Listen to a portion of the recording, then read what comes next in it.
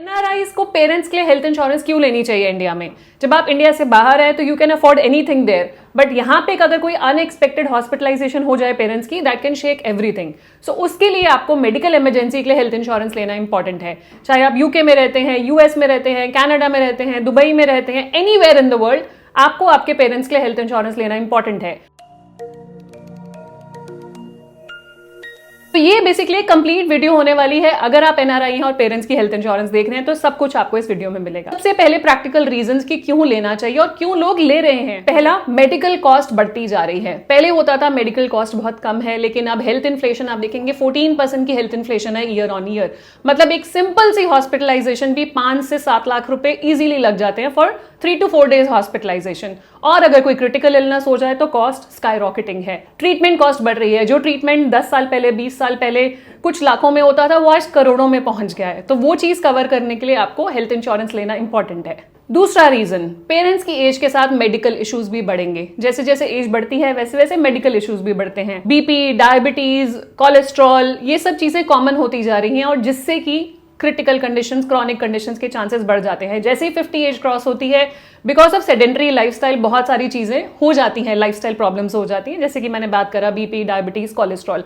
और इन चीजों से कुछ कंडीशंस होने के चांसेस होते हैं, जैसे कि हार्ट प्रॉब्लम, आपकी किडनी प्रॉब्लम, क्रिटिकल इलनेस की बात करें तो कैंसर इज वेरी कॉमन। सो ये सारी चीजें ना एक्चुअली ये इनकी जो कॉस्ट होती है, अगर ये बीमारियां हो जाएं, बिकॉज क्रिटिकल इलनेस को अगर मैं आपको कहना चाहूँ तो उसको लिविंग डेथ भी कहा जाता है, बिकॉज इतनी ज्यादा कॉस्ट होती है इनकी ट्रीटमेंट की, लैक्स और करोड़ में रन करती है कि इवेंचुअली अगर आपके पास मेडिकल इंश्योरेंस नहीं है तो उस टाइम पे उसको कॉस्ट को पूरा करना बहुत ही मुश्किल हो जाता है। तो अगर आपके पास इंश्योरेंस है, अगर आपने पेरेंट्स को कवर किया है, तो you don't have to worry about that part. वो फाइनेंशियल सिक्योरिटी है आपके लिए, एक मेंटल पीस ऑफ माइंड भी है। आप स्ट्रेस नहीं होते, आपको पता है कि इलाज तो कराना है। You can focus on their health rather than focusing की ट्रीटमेंट की कॉस्ट कहां से भरेंगे। तो इससे क्या होता है, इंश्योरेंस लेने से जो आपने अपने फाइनेंशियल गोल सोचे हुए हैं वो ऑल्टर नहीं करने पड़ते। अगर इंश्योरेंस नहीं है तो आपने किसी और चीज के लिए पैसा जोड़ा हुआ था, कोई और फाइनेंशियल गोल था आपका, वहां से पैसा निकाल के आपको ट्रीटमेंट कराना पड़ेगा। तीसरा पॉइंट, क्यों लेनी चाहिए हेल्थ इंश्योरेंस? इंडियन प्लान्स अभी भी बहुत चीपर है। अगर आप कंपेयर करेंगे कि जहां पे आप रहते हैं, आपकी होम कंट्री और इंडिया के प्लान्स के प्रीमियम में बहुत फर्क है।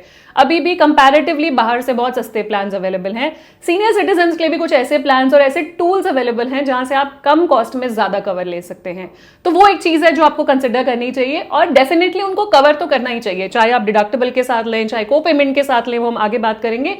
इन सबके साथ भी लें, फिर भी पेरेंट्स का इंश्योरेंस कवर होना ही चाहिए। फोर्थ, आप एनआरआई हैं, मोस्टली पेरेंट्स आते जाते रहते हैं, आपके पास आते हैं, वहां पे फिर वापस घर चले जाते हैं। मोस्ट ऑफ द टाइम्स वो इंडिया में ही रहना चाहते हैं।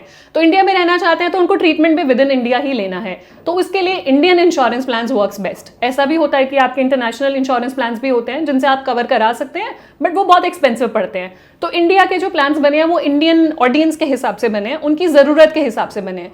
तो better to go for those Indian plans for your parents. Fifth, अगर एज एन एनआरआई आपकी यहाँ पे कोई इनकम है, आपका सोर्स ऑफ इनकम है, आप आईटीआर फाइल करते हैं, इनकम टैक्स रिटर्न फाइल करते हैं, तो सेक्शन 80D में आप इनकम टैक्स बेनिफिट भी ले सकते हैं। पेरेंट्स के हेल्थ इंश्योरेंस कराते हैं, 60 से ऊपर उनकी एज है तो 50,000 तक का इनकम टैक्स बेनिफिट आपको मिलता है अंडर सेक्शन 80D।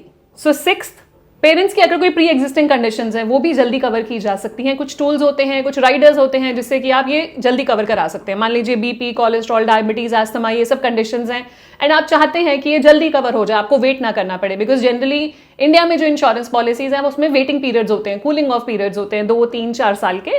तो उस पर डिपेंड करेगा कि कब आपके पेरेंट्स का ट्रीटमेंट कवर होगा। तो बहुत सारे ऐसे राइडर्स अवेलेबल हैं जो आपको चेक करने चाहिए पॉलिसी लेते टाइम, जहां पे आप उनका प्री एग्जिस्टिंग डिजीजेस को डे 1 पर लेकर आ सकते हैं। एंड जनरली जो सीनियर सिटीजन के इंश्योरेंस प्लान्स होते हैं उसमें अंडरराइटिंग रिलैक्सेशन होती है। उसका मतलब ये है कि अगर आप पॉलिसी लेने जा रहे हैं, प्रोसेस ये होता है, आप इंश्योरेंस कंपनी को रीच आउट करते हैं, इंश्योरेंस कंपनी आपसे आपकी मेडिकल डिटेल्स और लाइफस्टाइल हैबिट्स और बेसिक पर्सनल डिटेल्स पूछते हैं, प्रपोजल फॉर्म भरा जाता है, उसके बेस पे उसको इवैल्यूएट करते हैं कि आप ये पॉलिसी लेने के लिए फिट हैं कि नहीं है, वो रिस्क अंडरराइट कर सकते हैं कि नहीं है।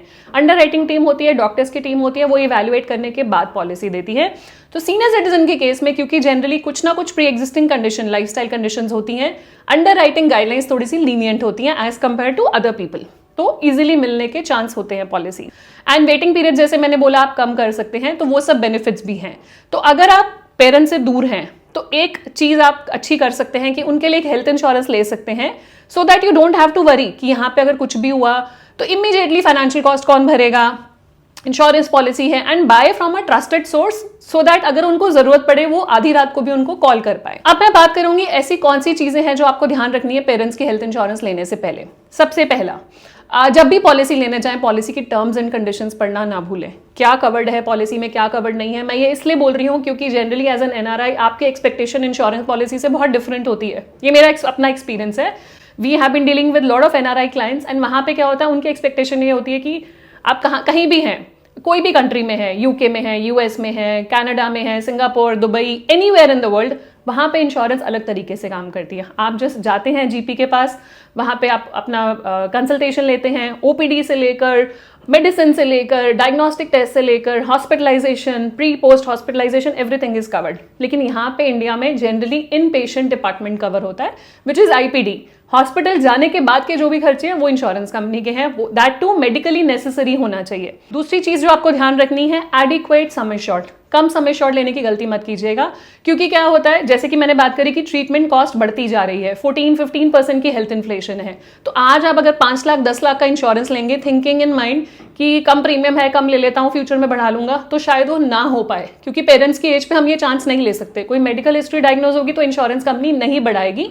इसलिए आपको ध्यान रखना है कि एडिक्वेट ज्यादा से ज्यादा सम इंश्योर्ड आप लेके चले। तीसरी चीज आपको ध्यान रखनी है कि प्री एग्जिस्टिंग कंडीशन जरूर बतानी है। जो प्रपोजल फॉर्म है वो प्रॉपर्ली फिल करना है।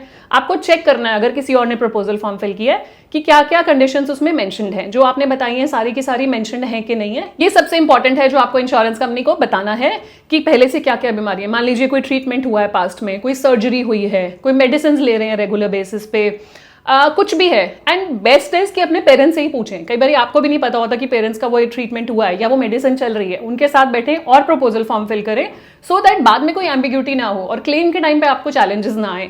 बिकॉज यहाँ पे नॉन डिस्क्लोजर वाला क्लॉज काफी स्ट्रॉन्ग है।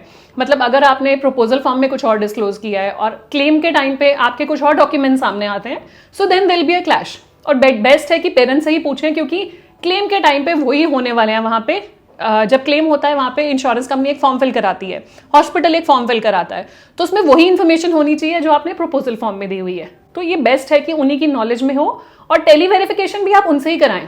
मतलब अगर आप पॉलिसी अप्लाई कर रहे हैं एंड टेली वेरिफिकेशन होनी है, अंडर राइटिंग के बेसिस पे डॉक्टर बात करना चाहते हैं इंश्योर्ड से, तो बेस्ट है कि पेरेंट्स से ही बात कराएं। उससे क्या होगा कि उनको पता है क्या क्या मेडिकल हिस्ट्री, और खुद आंसर देंगे तो उनको पता है कि क्लेम के टाइम पे भी मुझे यही बताना है, तो कहीं कोई क्लैश नहीं होगा and they are aware. Fourth, कुछ टूल्स हैं जो आप एक्सप्लोर कर सकते हैं while buying insurance for parents, क्योंकि पेरेंट्स का जो इंश्योरेंस का प्रीमियम होता है कंपैरेटिवली ज्यादा होता है बिकॉज ऑफ एज।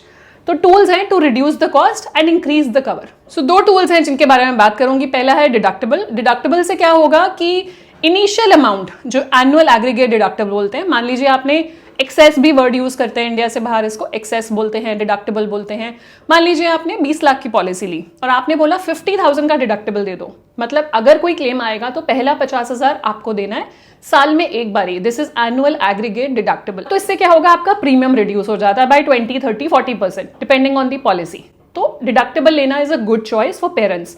इससे ही आप कवर ज्यादा ले सकते हो। मान लीजिए आप 10 लाख की पॉलिसी लेने जा रहे थे जिसका 50,000 प्रीमियम था, अब आप 20 लाख की पॉलिसी विद 50,000 डिडक्टेबल भी 50,000 प्रीमियम में ले सकते हैं।